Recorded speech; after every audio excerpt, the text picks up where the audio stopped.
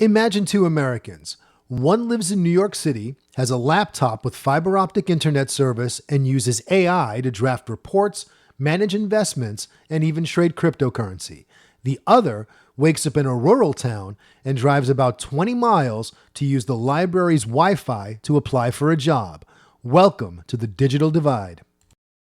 I've seen it all. For nearly 25 years, I worked at the DOJ, where I investigated some of the largest antitrust cases in the country. Now in retirement, I'm working for you. Welcome to the Antitrust Insider.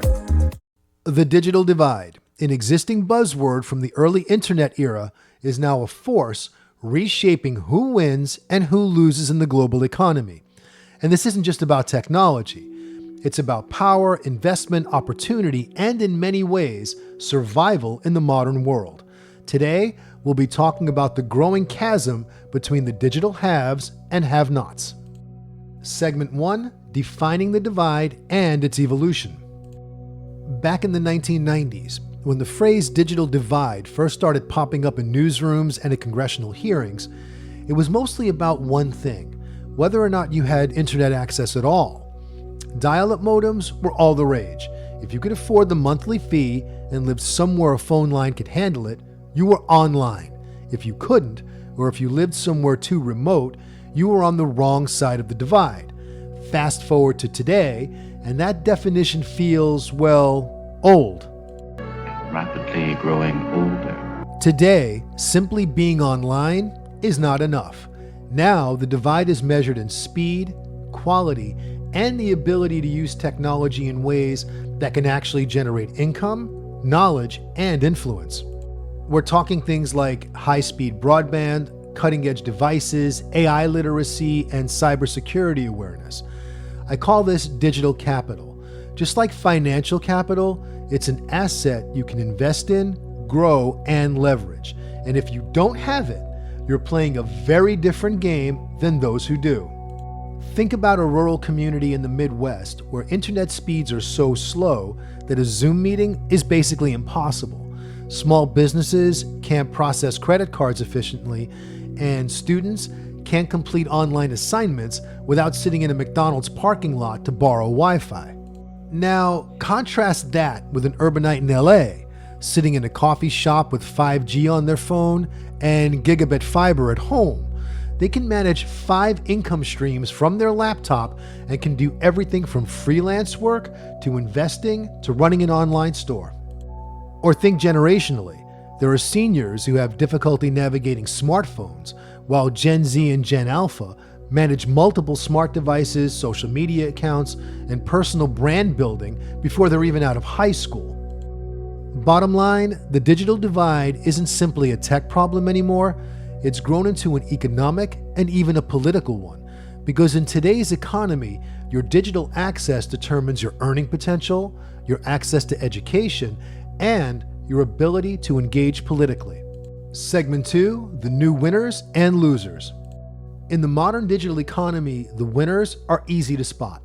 They're the ones who can use technology to make money, save money, and protect money. Remote workers who can plug into jobs anywhere in the world.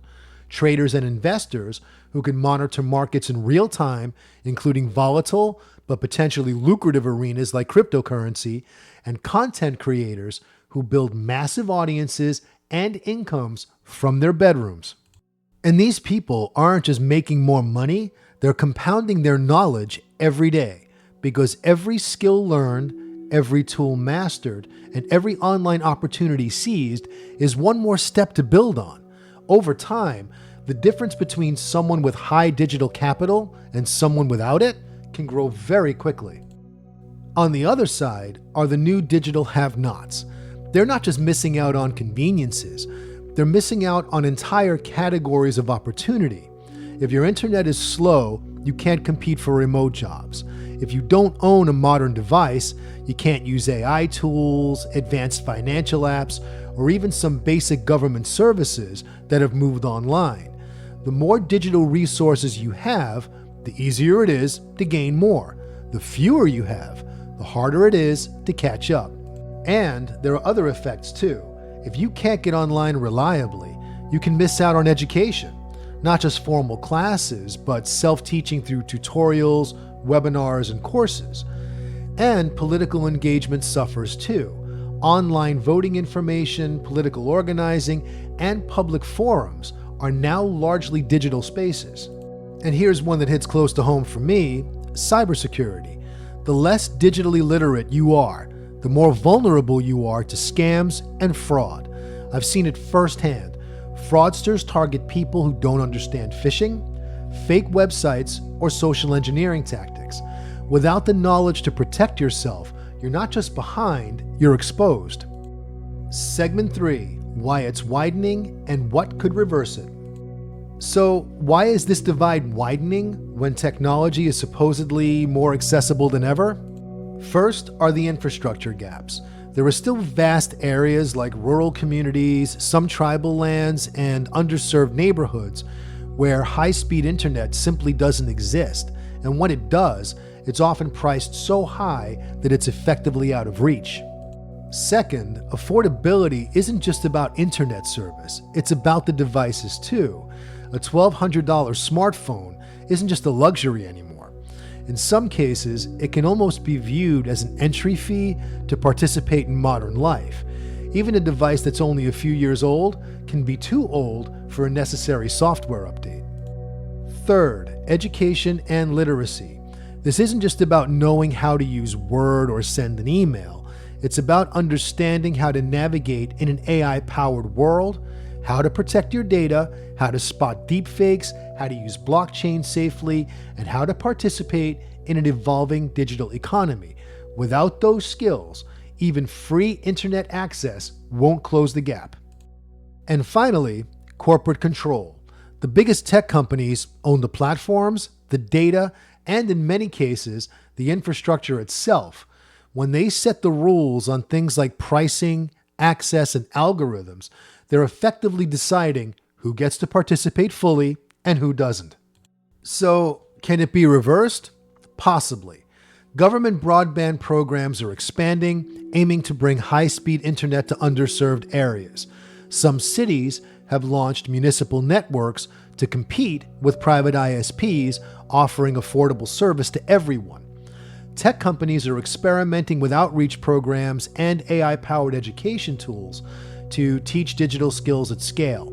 But every one of these solutions comes with pushback.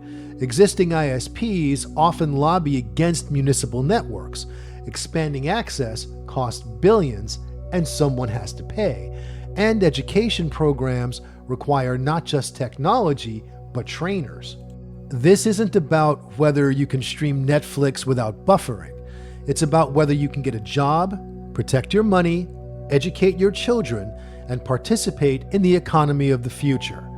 The digital divide isn't just about speed, it's about who gets to compete in the modern world at all. And closing the gap won't happen on its own. It will take pressure and policy to make sure the benefits of the digital age aren't locked behind a door that only some can open. What are your thoughts? Comment below. If you found this video helpful and informative, please hit that subscribe button, like, and comment. Until next time, stay vigilant, stay honest, and come back for more Antitrust Insider.